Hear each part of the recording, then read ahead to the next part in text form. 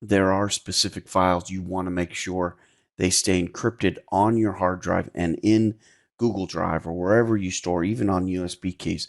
And tax files are one of those. And BestCrypt is an encryption software that creates basically a container that holds any files that you need to hold in it, and then wraps encryption around it so that it can be stored securely. And I found it to be very, very powerful. So this video really is looking at creating a new BestCrypt container and adding a tax file to that container. So after selecting container new, or I just clicked on this icon right here, it's going to pop up here, new container. I'm going to just drop this on the desktop to make it a little bit easier for us to work with. And I can go ahead and name this file anything I want. So I'm going to name it tax data. All right. So, and here I can give it any size that I want to. And we'll talk about some of these advanced settings in a moment. But I'm just going to go ahead and give it a size of 50 megabytes. Now, that's a big file, so you won't want to put that in email somewhere. But I'm just going to store this on Google Drive, so it should be fine. And I can put a description in there, which I'm not going to. In addition, I can go ahead and select the algorithm that I want to use. Notice here, I can use all types of different algorithms, AES, two fish, serpent, blowfish. I'm going to do a blowfish 448, and then in my mode, I'm just going to do narrow blocks.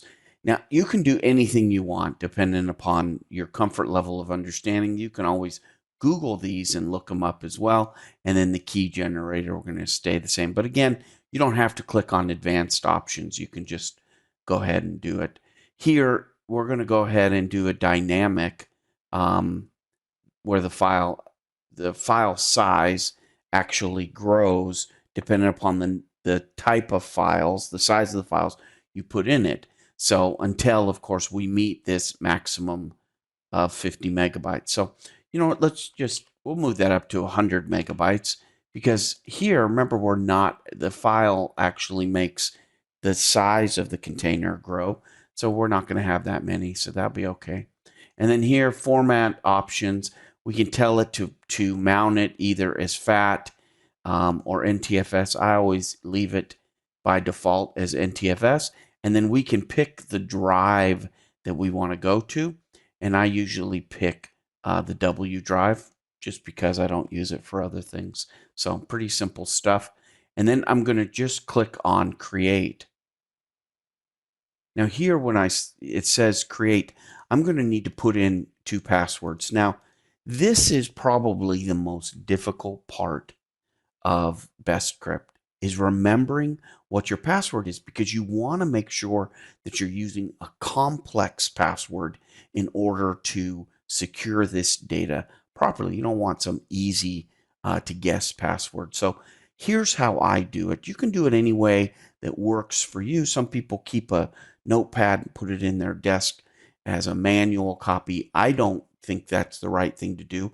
I believe that the easiest way, or the best way to do that, is to use LastPass. So we're going to go ahead and I'm just going to create a LastPass container here, or a file called a secure note.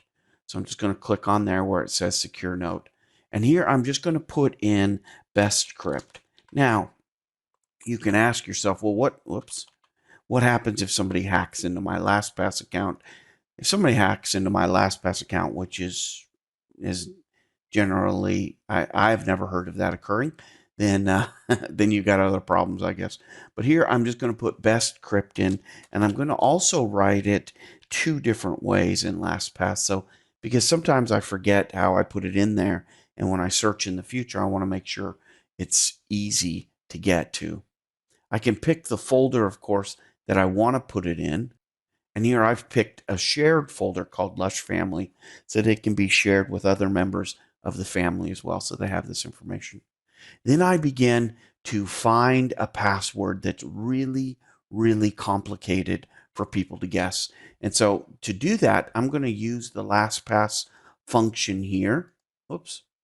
called generate a secure password. Now here with generate a secure password, I can make that bad boy as long as I want. And so I'm going to make it 99 characters. And I'm going to say, give me all characters, symbols, everything. And I can regenerate that. And I'm just going to click on here to copy that.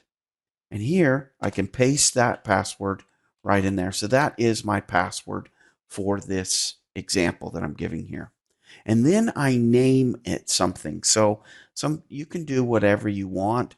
Maybe it has to be a unique. So I just put P1, right? And then when I add another encrypted file, I'll put P2.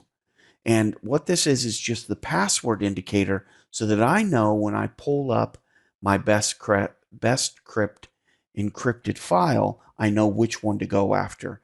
And this is critical because what happens here is when you encrypt these files, excuse me, I'll pull back up. So notice here, I'm going to put the P1 underscore in front of this complex password, and I'm going to use that to set up my password. So before we apply this password, we're going to click on advanced options so we can see what else we can do with this file. So here we're going to pipe in that, that password that we just created. So remember, we're just going to copy that from here, and then we're going to drop it back over into here. And then we're going to confirm that. And so now we have this very complex password. Now we can use a different hash algorithm. You can change this. I usually don't.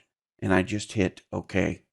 Now here, it wants me to press keys or move my mouse randomly on the screen so that it'll kind of create my encryption key for me.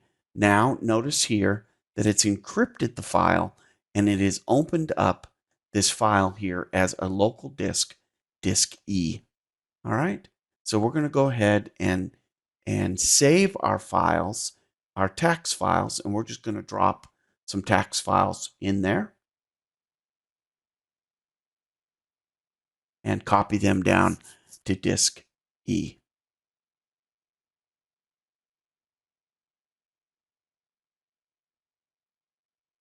All right, now that we have our tax files in there, we can just go ahead and close out that disk, that folder. Now that we've closed it out, you notice here that we have this when we open up our control panel for BestCrypt. Notice here that we have the file and it's sitting here on the desktop and it's called JBC.